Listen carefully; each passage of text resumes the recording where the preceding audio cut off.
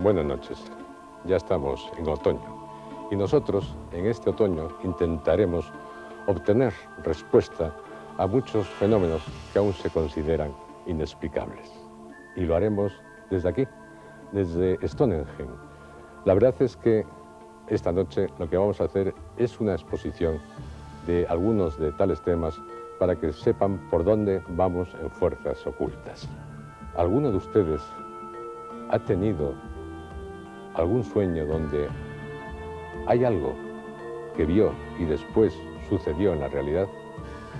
Soñar, soñamos todos, pero hay sueños y sueños, y algunos son premonitorios, como este.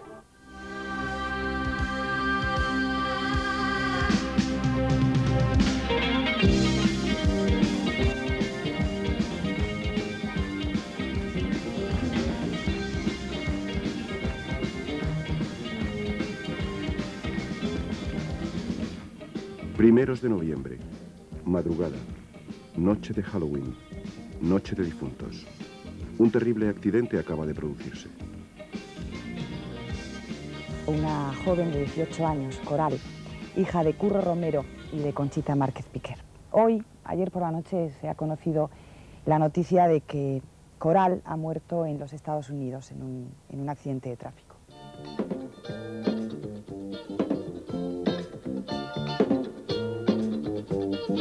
Para evitar soñar contigo. Efectivamente soñé con que mi hija venía en un ataúd de un color plateado y lo soñé 15 días antes de que se marchara a Estados Unidos.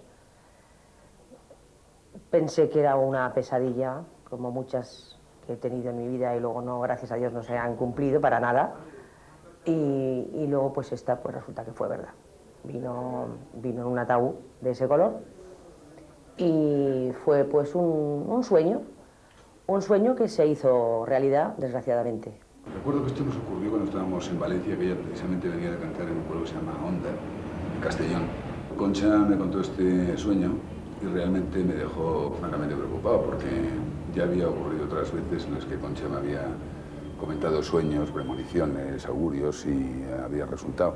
Pero vamos, intenté tranquilizarla y le dije que no se preocupara, que seguramente era porque estaba preocupada porque era la primera vez que Coral se iba a un viaje, no sé, más largo de los normales, o sea, atravesar el charco, como se suele decir.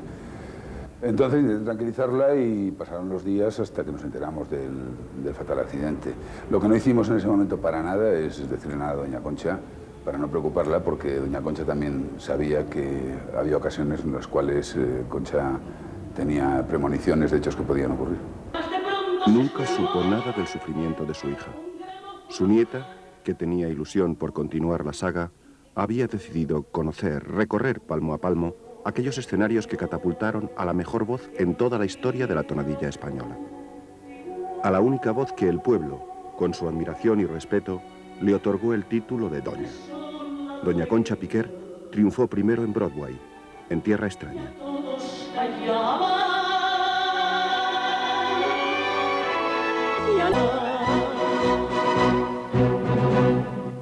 En Tierra Extraña cesó la alegría, se derramaron lágrimas y se quebró un suspiro de España. Coral, la hija y nieta de una dinastía de cantantes de magníficas voces, pocos meses antes de su fatídico accidente había grabado un LP como intérprete de un grupo que se llamaba, curiosamente, Avenida Pasión, y que, más curiosamente aún, este LP se tituló Hermosas Despedidas. La bendije por última vez y fue ella la que se echó a llorar. Ella se echó a llorar y le dije, bueno, ¿por qué lloras? Si lo único que te va a pasar ya es que vas a encontrar a la gente hablando en inglés. Ya has tomado la decisión, pues adelante. Puedes rectificar, pero si ya tienes los billetes y está estar encantada y tan feliz. Y mamá se echó a llorar. El por qué se echó a llorar, pues algún día lo sabré quizás, no sé.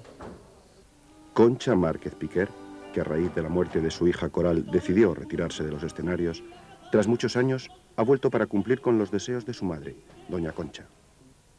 Conchita Márquez Piquer, hoy canta mis canciones en un teatro y lo hace por el cariño que siente por vosotros y porque sabe lo mucho que me han querido en España.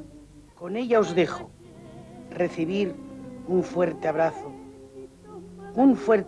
muy fuerte, y todo el cariño de esta que os sigue teniendo, Concha Piquer. Volviera a empezar por lo que más quieras, sécame este llanto,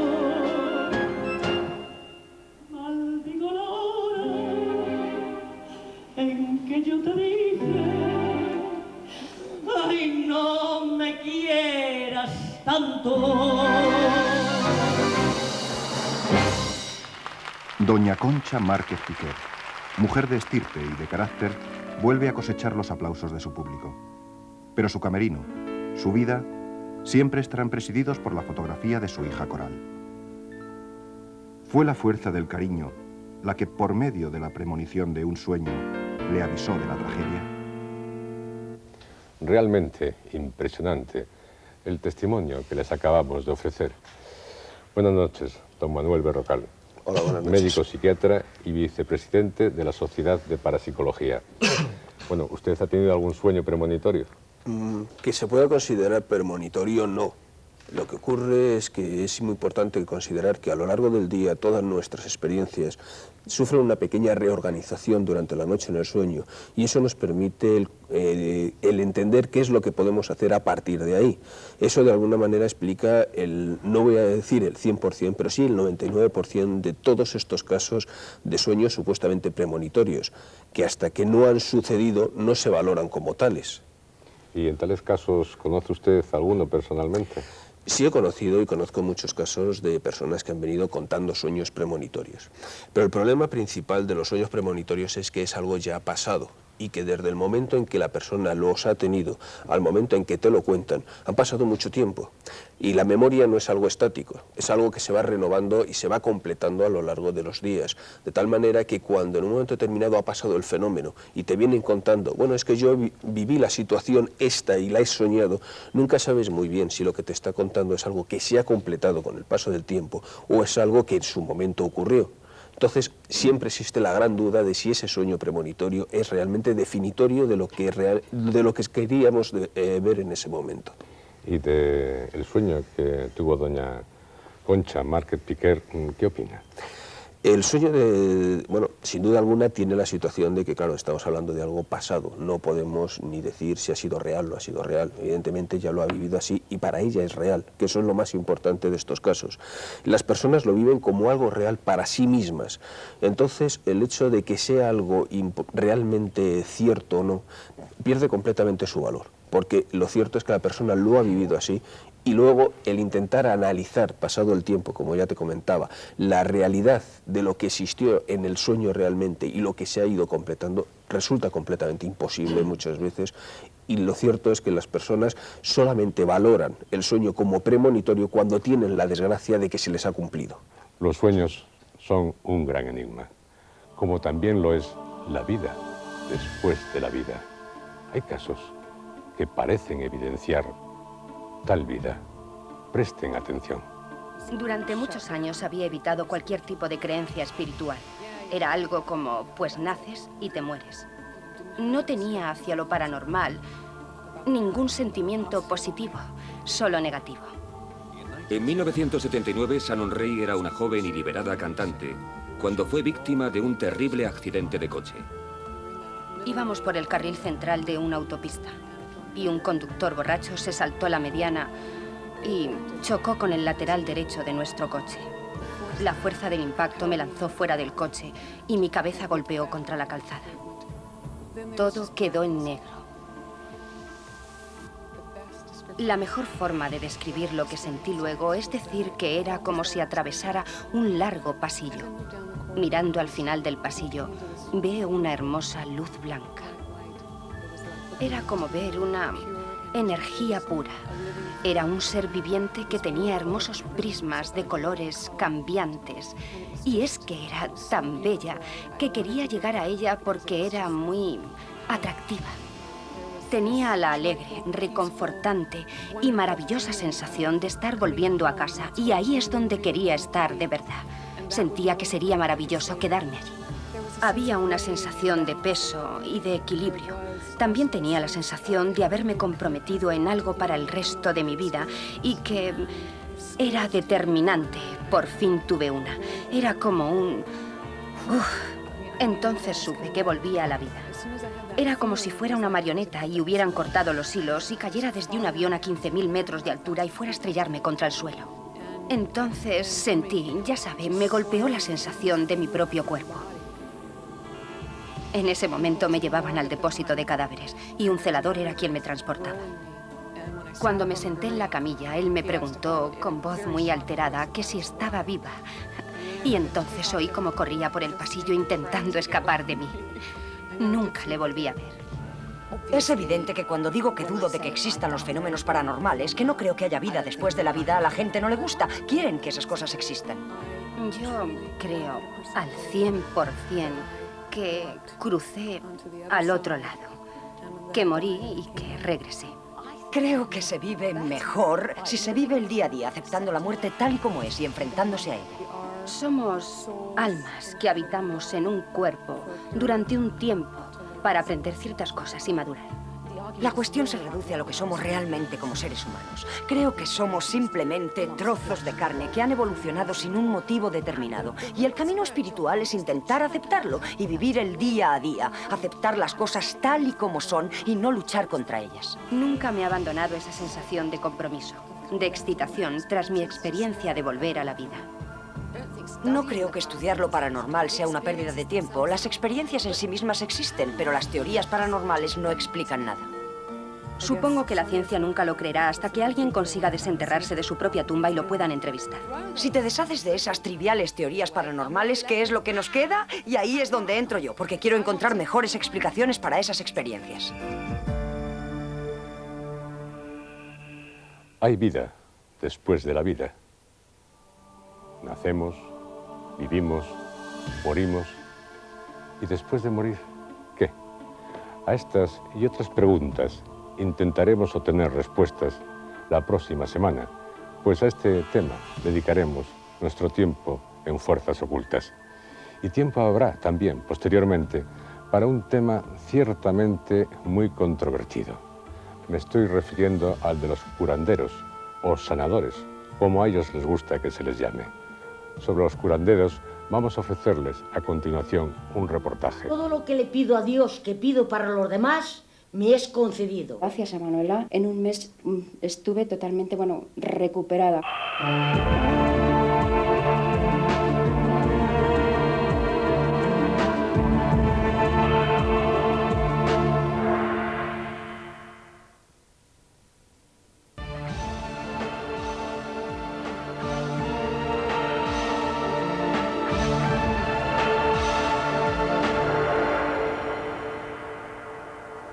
Seguidamente, tal como les anuncié, les vamos a ofrecer un reportaje sobre curanderismo. Todo lo que le pido a Dios, que pido para los demás, me es concedido.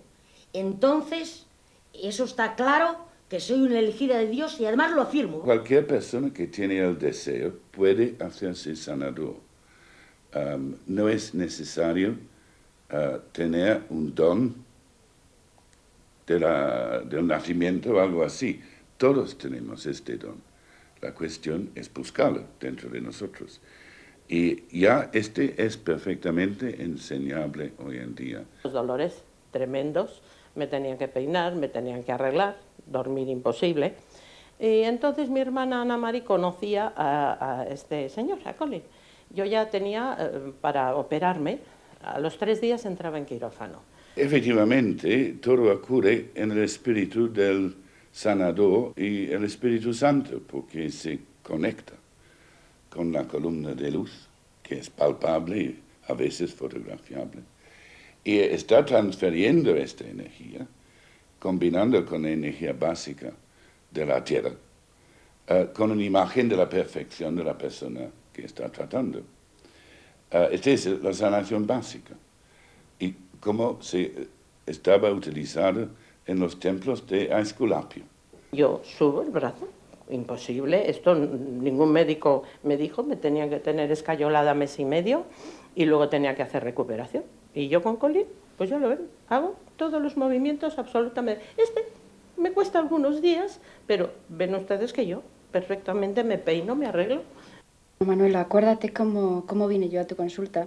De esto ya hace un tiempo, pero no lo olvidaré nunca. Y bueno, aquí tenemos las fotos realmente de cómo estaba. Y aquí ya estaba en manos de Manuela, ¿eh? Estaba en manos de Manuela. Aquí ya andaba con bastón porque mi caso era una psoriasis grave. Y bueno, en tratamiento durante 2 años y desahuciada ya por el médico, por las mejores manos de dermatología, pues resulta que bueno, no podían hacer nada por mí con tratamientos de quimioterapia. Los que precisamente me pusieron muchísimo peor. Pero gracias a Manuela, en un mes estuve totalmente, bueno, recuperada. Que cuando viniste me dabas miedo, venías descalza, sangrándote los pies, llena de llagas, sin pelo, venías hecho un cadáver y afortunadamente me da mucha alegría al verte cómo estás. Para mí es una gran satisfacción que Dios me deje hacer estas obras tan buenas por la humanidad, porque espero que algún día tendré buen fin. Bueno, ahora vamos a mirar a María Ángeles. Ella ha venido aquí hoy por la primera vez. Tiene 2 problemas, que se caen los pelos, y también podemos ayudar en esto. Y quizás más importante, punto de vista del sanador, tiene dolores de espalda. Y lo que va a hacer, porque hay que mirar a todo, buscar las causas de ambas cosas. Quizás son indirectas. Les voy a mirar a todo lo que hay en su cuerpo físico, en su cuerpo, sus cuerpos espirituales y etéricos, también en su alma y también detrás de la ADN para ver si hay algo de eso que es genético. Y una vez que tengo completo reconocimiento, voy a actuar. No hay luces ni coros angélicos porque está un proceso que empieza en mi cerebro con una nueva versión de su perfección que voy transmitiendo con la ayuda de las 2 energías esenciales a la sanación. Pues que noto que cuando he entrado tenía molestias en la espalda y después de todo esto ahora estoy bien. No tengo ni molestias ni nada. Usted, cuando están enfermos, ¿quién cree que les puede curar? ¿En quién confían? Buenas noches, doctor Víctor Sanz y doña Alicia de la Huida. Buenas noches. Bueno, usted desde luego no creo que ponga en duda la capacidad de sanar de los curanderos. Así puedo decirlo. En cierto modo he tenido una experiencia que me hace ver las cosas de diferente forma. Pero eso no quiere decir que yo aparte la medicina tradicional a lo que se pueda llamar curandero. Yo solo sé que en mí, a lo que yo pude alcanzar, se practicó una medicina natural, totalmente natural, y es lo que ha dado un buen resultado. ¿Volvería a recurrir a los servicios de un curandero, de un sanador? Pues creo, no es que iría como primera opción, porque efectivamente no he apartado nunca la medicina tradicional para nada, porque además a nivel familiar tengo una serie de problemas, como es un hijo celíaco. Y entonces, bueno, para nada puedo apartarlo, nunca he pensado así. Pero de alguna forma sé que puede haber una otra vía de solución, como fue mi caso. Yo había estado 2 años en tratamiento y bueno, pues como he dicho en el reportaje, había estado con las mejores manos de dermatología, o en las mejores manos de dermatología, y mi fe era total. Y bueno, yo había seguido mis tratamientos médicos, había estado obedeciendo a todo lo que esa persona y una serie de doctores me indicaban, pero aquello no daba resultado. Y cuando ya oí de su propia voz que no podían hacer nada por mí, fue cuando busqué otra vía de solución. ¿Y qué opina el doctor Sanz del caso de doña Alicia y de otros casos que hemos visto en el reportaje? Usted se caracteriza como crítico de la medicina alternativa y además pertenece a la alternativa racional contra la pseudociencia, la ARP. Efectivamente, sí. Bueno, la opinión no es solamente la de ARP, sino realmente la del colectivo científico.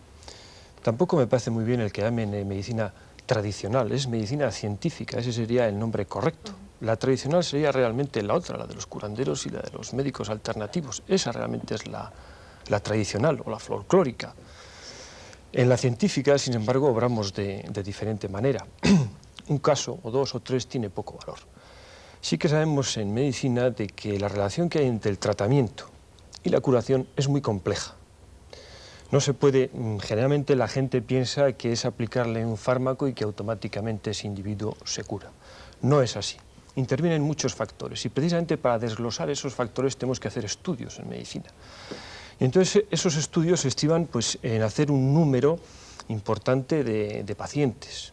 Hay que controlarlos adecuadamente, se deben elegir adecuadamente. No puede ser un individuo o dos o tres, eso sirve bien para hacer estos programas, pero en ciencia así no se puede valorar las cosas. Entonces, una vez de que se hace eso, sí que nos encontramos, y esto es lo habitual, con dos casos. Por una parte, estos casos, como el de la compañera que está aquí, pues muchísimas veces son simples trucos que emplean los sanadores o los curanderos, o como se quiera llamar. Puedo relatar muchísimos casos, no solamente el de ella. Después también se han hecho estudios serios, por ejemplo, sobre imposición de manos. Han sido todos absolutamente negativos. Mejor dicho, no, siempre ha habido un 20%, posiblemente en 20-30%, después explicaremos por qué, que efectivamente se curan. Ese 20 o 30% que se debe a otra serie de factores, no precisamente a que ponga las manos, sino cualquiera de los que estamos aquí lo podíamos hacer, si el paciente tiene las expectativas de curación. Eso es fundamental. Eso para mí es el hecho fundamental, la clave. Entonces, en la imposición de manos, insisto, se han hecho estudios muy serios, no merece la pena aquí el relatarlos, después si quiere pues lo puedo dar más datos. Y después en otros casos nos encontramos con que las historias clínicas pues, o son incompletas, o no se encuentran, o estaban con tratamientos, etc. Insisto, también nos encontramos con el ilusionismo en los curanderos filipinos y tal. Después, la otra alternativa es que también es explicable por varios factores, que efectivamente se pueden curar. Uno de ellos es el efecto placebo, simplemente es la sugestión. Insisto, el hecho de que el paciente vaya al médico o al que sea con la expectativa de que se va a curar, se cura. Influye también el tipo de enfermedad.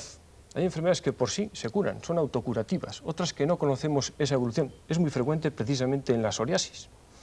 En otras también, en las reumáticas, en las enfermedades de tipo reumático también. Por ejemplo, en la esclerosis lateral amiotrófica, la que padece Hawking, pues también. De hecho, le preguntaron a él si había ido a algún curandero y tal. Y dijo, no, es simplemente pues que he tenido suerte en la evolución. Si hubiese acudido a un curandero, hubiese dicho, pues ha sido por el curandero. Este hombre, como es un científico y racionalista, pues efectivamente es así como lo interpreta. Y después también están los errores en el tratamiento y en el diagnóstico de los médicos, que de eso si quieres podemos hablar. Y el señor Berrocal, brevemente, ¿cuál es su postura sobre el curanderismo? La verdad es que estoy bastante de acuerdo con mi compañera, a fin de cuentas. Soy también médico y mi preparación en ese aspecto me orienta mucho. La verdad es que la principal importancia dentro de los casos de curanderismo y de los casos resueltos, que muchas veces no son muy fáciles de valorar hasta qué extremos han sido, es por la confianza de la persona que pone en el curandero, que por desgracia es algo que dentro de la medicina, como tú dices, científica, estamos perdiendo. O sea, muchas veces los pacientes no acuden a nosotros con esa apertura de opinión en relación a lo que nosotros consideramos oportuno, que sin duda alguna acuden a los curanderos. Y eso ya es, sin duda alguna, el 60% de la posibilidad de curación. Entonces, si podemos hablar de casos de curaciones dentro de sanadores, primero tendríamos que ver qué es lo que ha pasado ahí para poder valorar realmente si ha existido una curación o lo que ha pasado ha sido otras muchas circunstancias que sin duda alguna no se suelen valorar en estos casos. Pues muchas gracias por sus respuestas, que son las primeras en Fuerzas Ocultas sobre el tema del curanderismo. Habrá muchas más opiniones y también sobre muchos más temas. Les anticipamos algunas de ellas, expertas opiniones de expertos sobre las materias que abordaremos.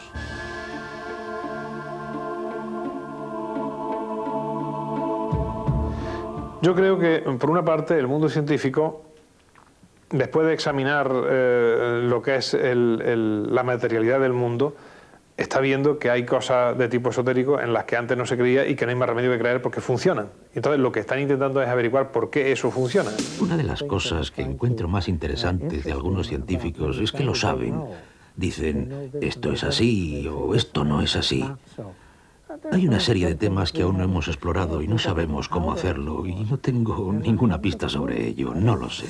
Hoy se habla de la mente de las células, no se habla de la mente del cerebro, y de hecho el concepto de mente daría explicación ya no solo a la mayor parte de los fenómenos paranormales, sino que daría explicación al origen del universo, daría explicación incluso al concepto que se tiene de Dios. No podemos saber realmente, desde un punto de vista científico, que hay vida después de la muerte. Es algo que un científico no puede demostrar. Durante la regresión a una vida pasada, uno aprende que hay todo un nivel dentro de nuestra mente, del que uno no tenía conocimiento previo alguno.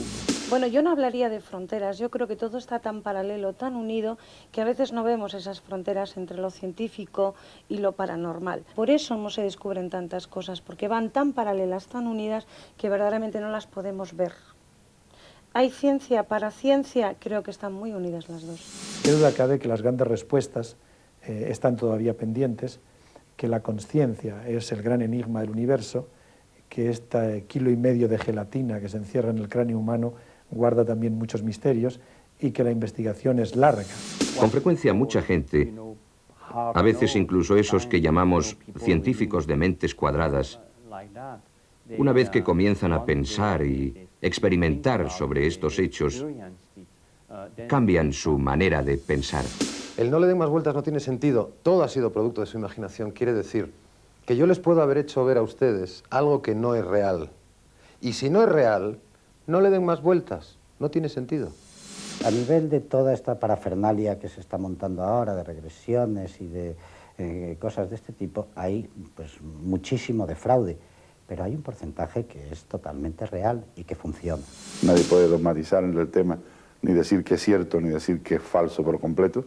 Yo creo que todo lo que dogmatiza se está equivocando y por lo tanto debemos ser lo suficientemente prudentes como para darle el tratamiento serio, lo más científico que se puede, aunque la ciencia oficial aquí a veces no sirve para nada, hay que tener más imaginación y buscar otra ciencia más nueva y intentar eso, darle al público todo lo que conocemos, todas las interrogantes que tenemos y que sea el mismo público el que se plantee la veracidad, la no veracidad, las posibilidades, las teorías, todas estas cosas debe ser el mismo público el que es lo suficientemente inteligente como para saber y poder discernir y estudiarlo.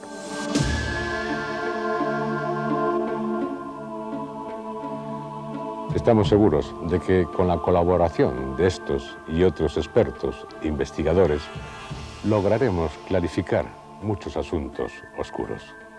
Asuntos de los que ahora, a modo de sumario, les vamos a adelantar algunos de ellos, para que sepan con qué fuerzas ocultas se van a encontrar.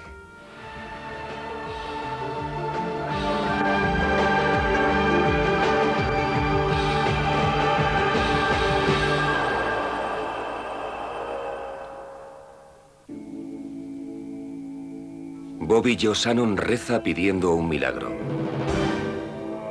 La Iglesia Católica Romana ha investigado cientos de incidentes de estatuas que lloraban y que sangraban. Solo unos pocos han sido catalogados como verdaderos milagros. Por una cara está la imagen de la patrona de Toledo como símbolo de la Mancha y por la otra está el Santo Rostro como símbolo de que se entra a la tierra de la cara de Dios. Y otra la aparición de 3 personajes que se me presentaron como ángeles, dijeron ellos que eran ángeles. Uno llamado Umiel, que fue con el que más hablé, con el que más dialogué. La inseguridad de hoy en día lleva a la gente a pensar en los ángeles y a asirse a los ángeles, ¿no? Los ángeles han llegado al mundo de la moda y nos han invadido. Aparte de formar parte de nosotros, yo creo que nos protegen. Un lugar mágico de España, el Rocío. Que aquí se descita 1 millón de personas cada Pentecostés, yo creo que pone de manifiesto que efectivamente este es un lugar elegido. Su variada posición a lo largo de cada ciclo marca tradicionalmente la influencia lunar sobre nuestro planeta, sobre todo en sus diferentes fases. Pero aunque nuestro conocimiento de la Luna ha aumentado, el misterio persiste. Y ha intrigado incluso a aquellos que han estado en ella. Yo soy una línea de teléfono y nada más. Lo dramático es que muchas veces el resultado es muy doloroso. Yo me considero vidente, sanadora espiritual con grandes conocimientos de la parapsicología y de la medicina natural. ¿Qué hacemos aquí? Y luego nos vamos. Yo creo que es un paso más y sí es verdad que pienso que hay otra cosa. No tuve ninguna experiencia extrasensorial, no se apareció la Virgen, por desgracia. Estas fuerzas ocultas y raras y extrañas, pues sí, deben existir, puesto que yo las he experimentado. Regina dice ver con frecuencia a su madre. Pero, ¿son reales estas apariciones? Tengo un sueño que se repite alguna vez, no demasiadas, pero lo he tenido a lo largo de mi vida, ya de más mayor. Un sueño me dio la clave, ¿no?, de lo que quería. Ahí está la posibilidad de que si verdaderamente alguien me cuenta, me puede decir qué es lo que significa mi sueño, yo podré saber si eso tiene algo que ver con mi vida, ¿no? El infierno, las llamas. Eso son los sueños que yo recuerdo. Luego la vida me ha permitido soñar despierto y ha sido mucho más placentero. Y en fin, yo pensé que si teníamos algún gafe o había algún problema de algún mal de ojo. El 80% de los peatones bajaba de la acera en una calle llena de tráfico, dando la vuelta a la escalera para no pasar bajo ella. Tratar un secuestro por extraterrestres no es distinto a tratar una piedra en la vesícula. Todos los presidentes de Estados Unidos, cuando hacen la campaña presidencial, dicen que cuando lleguen a la Casa Blanca van a desvelar el secreto de los ovnis. Todavía no lo ha hecho ninguno. El que se sienta en el sillón, por lo que sea, se calla. Quieren saber si está vivo o no. Esa es la terrible pregunta que aún no ha obtenido respuesta. Gracias por haber venido. Supongo que estamos preparados. Solo que había una atracción muy intensa. Le dije, te invito a una copa si me das un poco de tu sangre. La psicoquinesis es considerada tradicionalmente como un movimiento de la mente. La gente está dispuesta a creer en las habilidades psíquicas. Hay un paralelismo entre las historias de abducciones y las historias que circulaban en los tiempos de la brujería. Tuve una visión muy fuerte, y esa visión me decía que tenía que ser hechicera. Este es un objeto de 5 lados en la superficie de Marte. Es una pirámide.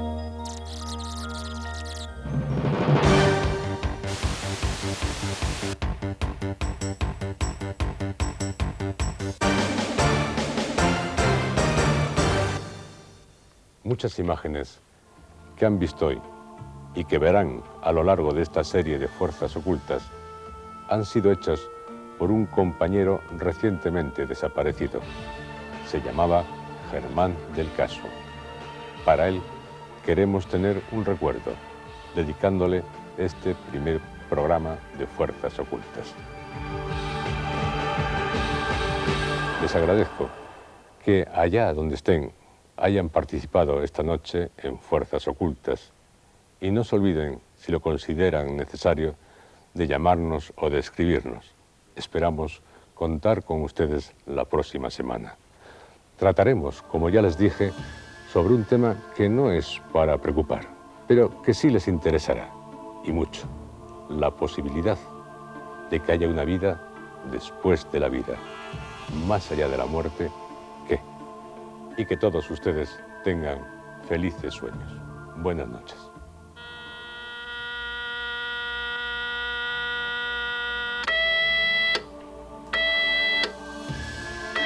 ¿Qué pasa con la vida después de un contacto con la muerte?